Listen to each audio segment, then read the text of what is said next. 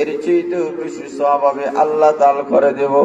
আল্লাহ নবী বিশ্ব নবী রাহমাতুল আলামিন ঘোষণা করেছেন 83 বছর 4 মাস ইবাদত বন্দেগি করে যে পরিমাণ সওয়াব হবে ওই লাইলাতুল কদরে একটা মাত্র রাত্রিতে ইবাদত করলে এর চেয়ে বহু গুণে সওয়াব মহান আল্লাহ রাব্বুল আলামিন বান্দার আমলনামায় দান করে দেন। তাহলে বোঝা গেল এই একটা মাত্র রাত্রি এতই সম্মান এতই মর্যাদা কেন হয় কেন? আপনার আমার জিন্দেগির মধ্যে অনেকেই এমন আছেন 83 বছর 4 মাসের হায়াত পানেওয়ালা এমন কে আছেন? আব্দুল কে আছেন? এই মাহফিলে কি কেউ নেই? আসলে কেউ 83 বছর 4 মাস পেয়েছেন, এতটুকু হায়াত পেয়েছেন এমন কোন বড় মানুষ নেই।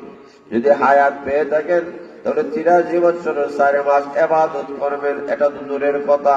আমাদের ঘুমের মধ্যে আমাদের বাথরুমে গল্প গুজবে আমাদের সময় চলে যায়।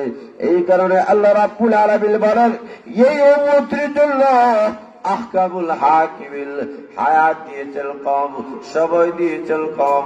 কারণ আগেকার যুগের উম্মতের হায়াত ছিল বেশি, সময় ছিল বেশি। লম্বা সময় পাওয়ার পরে এমন এমন অনেক উম্মতেরা রয়েছিল 1000 বছর পর্যন্ত আল্লাহর রাস্তায় জিহাদ করেছে।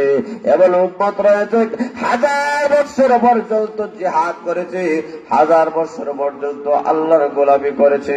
কিন্তু লক্ষ্য করে দেখেন হাজার হাজার বয়স পেয়েছে, হাজার হাজার বয়স পাওয়ার পরে আল্লাহর ইবাদত বন্দেগি করেছে। সাহাবায়ে কেরাম বলেন ইয়া রাসূলুল্লাহ ইয়া হাবিবাল্লাহ, আল্লাহর পয়গম্বর, তাদের হায়াত বেশি, তাদের আমল বেশি, আমাদের তো হায়াত কম, আমরা তো এত পরিমাণ আমল আমরা করতে পারবো না। তাহলে আমরা কিভাবে দেখি দৃষ্টিতে তাদের সফল হয়ে যাব? আল্লাহর নবী বিশ্ব নবী রাহমাতুল লিল বলেন ও সাহাবায়ে কেরাম তোমরা ঘাবড়াইও না, কারণ উম্মত মুহাম্মদের জন্য আহকামুল হাকিম এমন কিছু রাত, এমন কিছু দিন, এমন কিছু সময় আবার মহান আল্লাহ রাব্বুল আলামিন রেখে দিয়েছেন।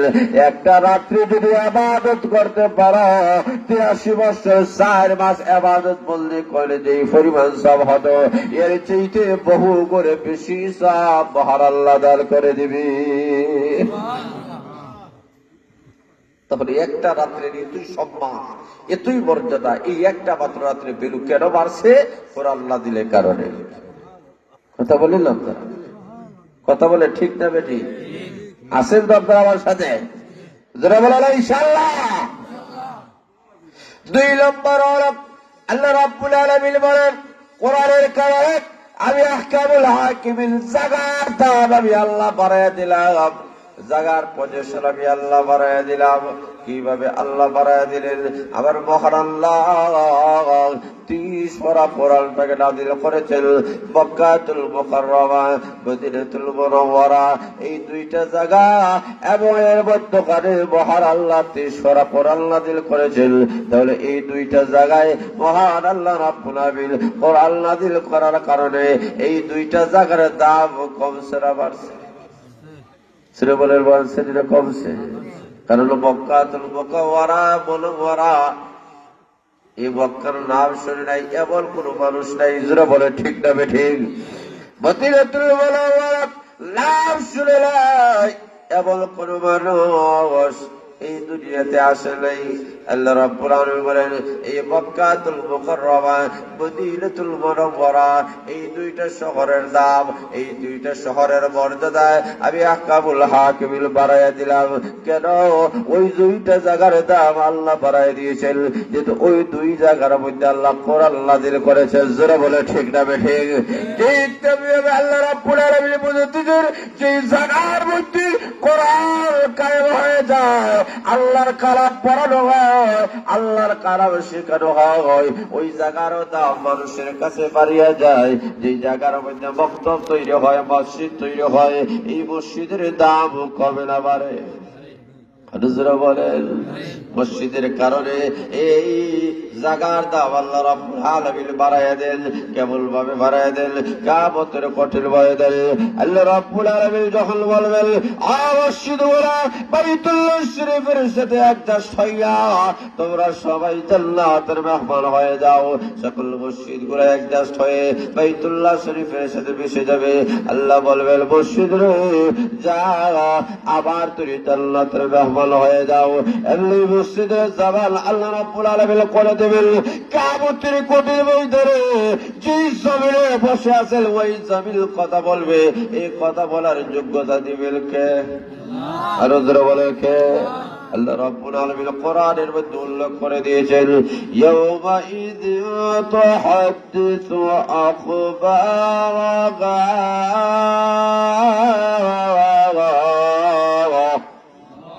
আল্লাহ রাব্বুল আলামিন বলেন কিয়ামতের কঠিন ময়দানে জমিন আপনার আমার বিরুদ্ধে হয়তো পক্ষে অথবা বিপক্ষে কথা বলবে। জোরে বলে ঠিক না বেঠে?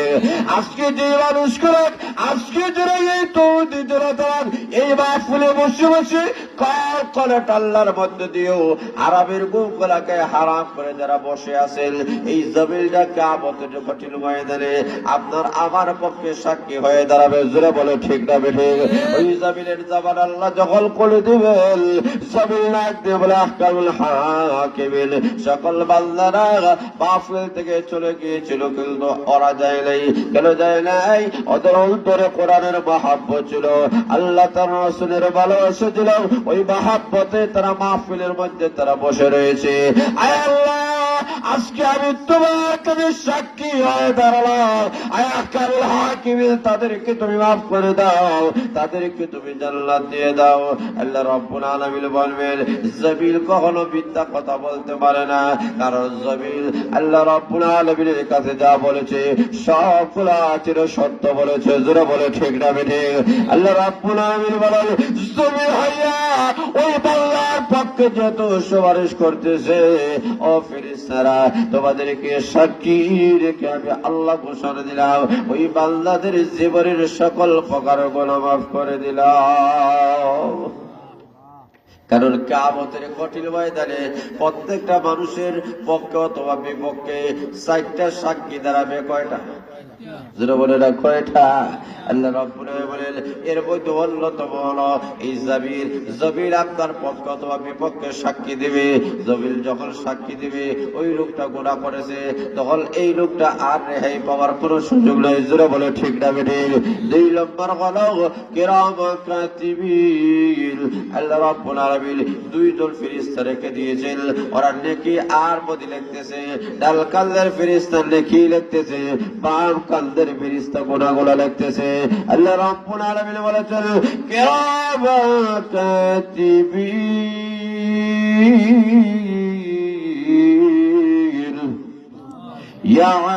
ইয়ালামুনা মা তাফআলুন।